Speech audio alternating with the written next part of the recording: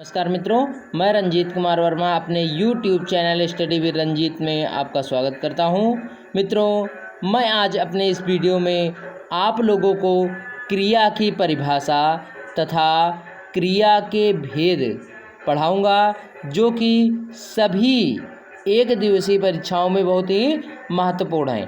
तो बच्चों, हम लोग देखते हैं सबसे पहले क्रिया की परिभाषा क्या होती है। बहुत ध्यान से पढ़ना है आप लोगों को।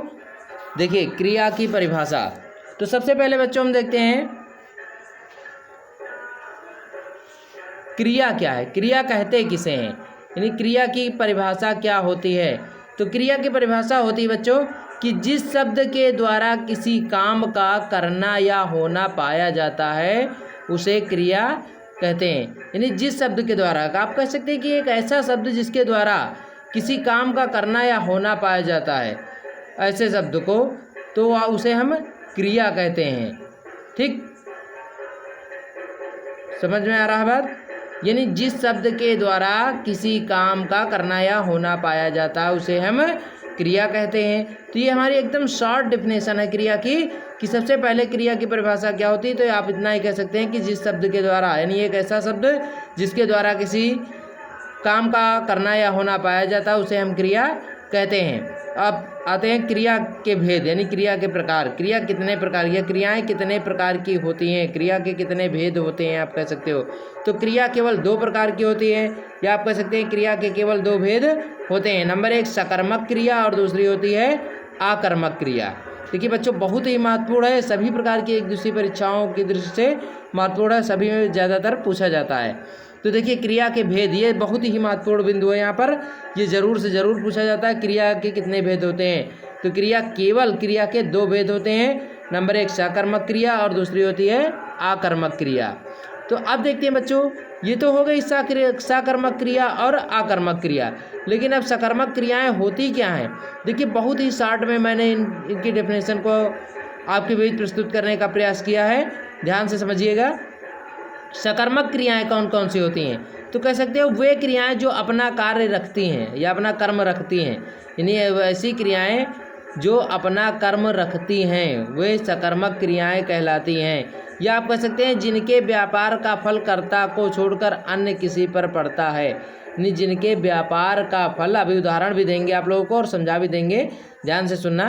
सकर्मक क्रियाएं वे होती हैं जो क्रियाएं अपना कर्म रखती हैं, यानी वे क्रियाएं जो अपना कर्म स्वयं रखती हैं सकर्मक क्रियाएं कहलाती हैं। और जिनके व्यापार का फल कर्ता को छोड़कर अन्य किसी पर पड़ता है, यानी कर्ता को छोड़कर अन्य दूसरे पर पड़ता है, वे क्रियाएं सकर्मक क्रियाएं कहलाती हैं। इसमें क्रिया के आगे किसको क्या लगाने पर आने वाला शब्द कर्म प्राप्त होता है, यानी इसमें जो क्रिया के आगे किसको या क्या शब्द लगाने पर आने वाला शब्द कर्म प्राप्त हो जाता है।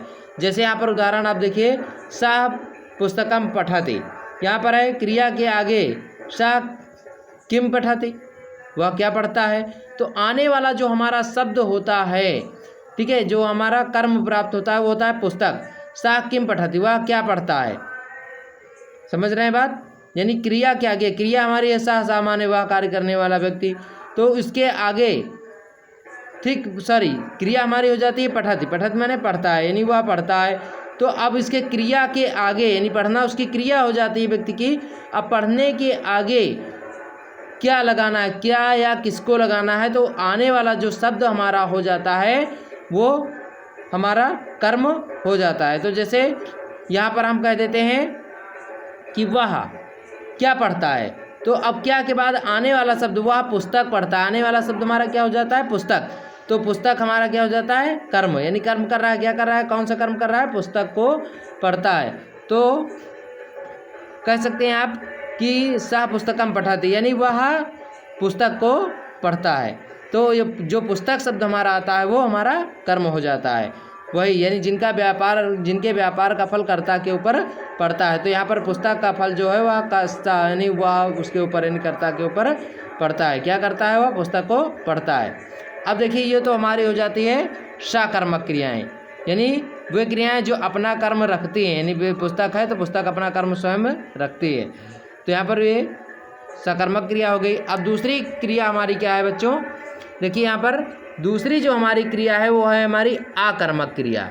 यानी आकर्मक क्रिया कौन सी होती है? अब देखिए इसको बहुत ही ध्यान से पढ़ना है आप लोगों को। आकर्मक क्रिया, जो क्रियाएं कर्म नहीं रखती हैं, जस्ट उसका अपोजिट आप कर देंगे, उल्टा हो जाएगा ये कि जो क्रियाएं कोई कर्म नहीं रखती, अपना कोई कर्म नहीं रखती हैं, वो क्रियाएं आकर्मक क्रियाएं कहलाती हैं, जिनका फल कर्ता पर ही पड़ता है, यानी इनका फल भी कर्ता के ऊपर ही पड़ता है। जैसे आप कह सकते हैं सा स्वपिति, सा माने वह, स्वपिति माने सोता है, तो इसमें सोने का जो फल होता है वो कर्ता के ऊपर, किसके ऊपर पड़ता है? कर्ता के ऊपर, यानी वह सोता है, जो सोने वाला व्यक्ति होता है उसके ऊपर ही कर्ता का फल पड़ता है।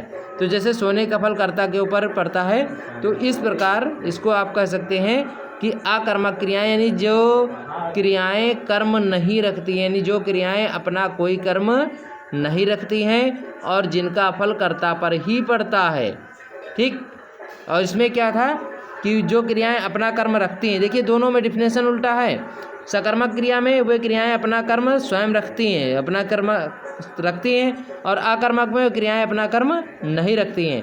दूसरी बात, जिनके व्यापार का फल कर्ता को छोड़कर किसी और पर पड़ता है, ठीक, कर्ता को छोड़कर कर्म पर पड़ता है, लेकिन जिनका फल कर्ता पर ही पड़ता है वो होती हैं आकर्मक क्रियाएं।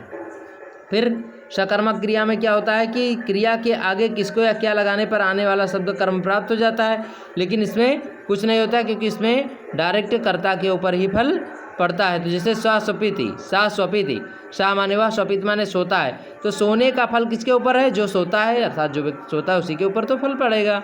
तो सा स्वपित यानी वह सोता है, तो इसमें डायरेक्ट कर्ता पर ही, यानी जो सोने वाला व्यक्ति कर्ता है हमारा, उसके ऊपर ही इसका फल पड़ता है। फिर सोने का फल कर्ता पर ही पड़ता है। इसलिए बच्चों ये जो हमारी क्रिया के भेद हैं ये बहुत ही महत्वपूर्ण हैं। तो मैंने इसमें शॉर्टकट में, बहुत ही शॉर्टकट में आपके लिए ये वीडियो तैयार किया है। तो बच्चों इसको देखने के बाद कमेंट्स के ज़रिए ज़रूर बताएं कि यह वीडियो आपको कैसा लगा, और ज़्यादा से ज़्यादा इसे लाइक और शेयर करें, और तथा यदि अभी तक आपने हमारे चैनल को सब्सक्राइब नहीं किया है तो कर लीजिए, क्योंकि मैं ऐसे शॉर्ट वीडियो आपके लिए निरंतर भेजता रहूँगा। धन्यवाद।